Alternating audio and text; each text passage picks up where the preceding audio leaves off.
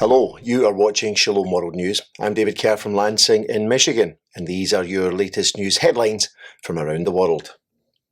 Cardinal George Pell has been remembered by Pope Francis for his consistent and committed witness, his dedication to the gospel and the church, and particularly his diligent cooperation with the Holy See in its recent economic reform. Australian Cardinal Pell, who was formerly the Vatican treasurer, died in hospital in Rome on Tuesday evening after convalescing from hip surgery. He was 81 years old. May he rest in peace. Paying tribute to the former Archbishop of Sydney, the Holy Father said Cardinal Pell laid the foundations of economic reform at the Vatican with determination and wisdom. Meanwhile, Pope Francis says apostolic zeal is the Church's spiritual vitality and the very oxygen of the Christian life. The Pope made his comments this week during his Wednesday general audience in Rome. The Holy Father was beginning a new series of catechesis with the topic of apostolic passion. He quoted his recently deceased predecessor, Pope Benedict XVI, who said that apostolic zeal, quote, proclaims Jesus not by proselytism but by attraction, out of a joyful desire to share with others the loving gaze of Jesus and the call to join him as his disciples. At least 17 people have died as a result of flooding in California, where more than 200,000 homes and businesses have been left without power during a visit to Capitola, a community in Santa Cruz that has been severely affected by high waves on Tuesday. Governor Gavin Newsom claimed that the devastation in California proves that the climate crisis is real and that it has to be taken seriously. Meanwhile, the new Speaker of the US House of Representatives, Kevin McCarthy, who represents a Californian congressional district, expressed his deepest condolences to the families and friends who have lost loved ones. The Sacramento Valley, Monterey Bay, and the whole San Francisco Bay Area were all placed under a flood watch by the Weather Service through Tuesday due to the risk of flash flooding and mudslides. Evacuation orders were also issued throughout the state on Monday. A large number of pilgrims attended this year's Baptism of the Lord celebration on the banks of the River Jordan on Monday. The pilgrims assembled close to Qas al-Yahud in the Kingdom of Jordan, where it's believed that Jesus was baptized. The celebration began in the Franciscan convent of the Good Shepherd of Jericho, where civic and religious leaders gathered. The parish priest, Father Mario Maria Hachiche, highlighted the importance of peaceful cooperation in the region where Christians are in the minority. For more than half a century, the shrine and the church of St. John the Baptist were off limits to worshippers because of the mines left after the Israel-Jordan War of 1967. However, the area was cleared of those mines and the shrine became fully accessible once again in October 2020.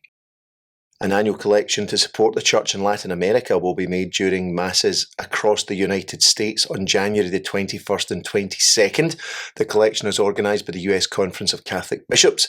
The intention of the collection, say the USCCB, is to transform lives, occasionally save lives, and to bring more people to Jesus Christ.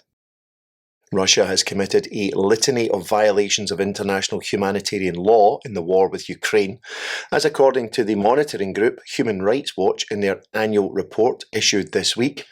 The evidence of war crimes in Bucha, a suburb of Kiev, last year is part of a trend that has been repeated numerous times since, says the Human Rights Watch report. The new report says that inflicting civilian suffering, such as the repeated strikes on the energy infrastructure that Ukrainians depend on for electricity, water and heat, seems to be a central part of the Kremlin strategy. Rebels in the Tigray region of Ethiopia have handed over heavy weapons to the national government. The handover is in accord with a peace deal between the Ethiopian government and the Tigray separatists signed 2 months ago. An African Union monitoring team confirmed the handover in a tweet this week. It said this week's handover will go a long way towards speedy implementation of the accord. The peace accord of November the 2nd called for the disarmament of rebels, the restoration of federal authority in Tigray, and access to the area which has been blocked since mid-2021. In return, Tigrayan forces are asking for the evacuation of their troops. Fighting has been ongoing in Tigray since November 2020. The Texas State Legislature is set to discuss a new bill that would prohibit teachers from discussing sexual orientation and so-called gender identity in the classroom until high school. House Bill number 1155 prohibits school districts from offering or allowing a third party to offer, quote, instruction regarding sexual orientation or gender identity to students enrolled in kindergarten through 8th grade. The sexualization of youngsters must end, according to State Representative Jared Patterson, a Republican from Frisco and the author of the bill, number 1155.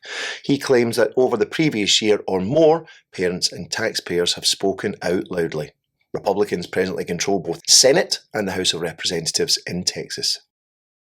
In Taliban-ruled Afghanistan, male doctors will no longer be permitted to treat female patients. The Taliban have also declared that male and female healthcare personnel should have separate work areas and that female patients should seek assistance from female healthcare professionals rather than from men. Meanwhile, an explosion near the foreign ministry in the Afghan capital of Kabul on Wednesday has killed up to 20 people. There's been no immediate claim of responsibility for the attack, but the regional affiliate of the Islamic State group has increased its assaults since the Taliban takeover of Afghanistan in 2021. The explosion occurred while a meeting was being held between the Taliban's foreign minister and Afghanistan's Chinese ambassador. The Church of England has announced a new fund of over £100 million aimed at making up for the Anglican denomination's historic links to the slave trade.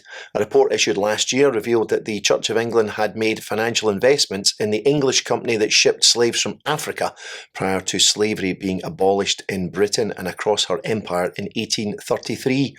The Church of England say the new fund will pay for investment, research and engagement to atone for the organisation's shameful past. Finally, a March for Life will be held in Belfast in Northern Ireland on Saturday, March the 11th.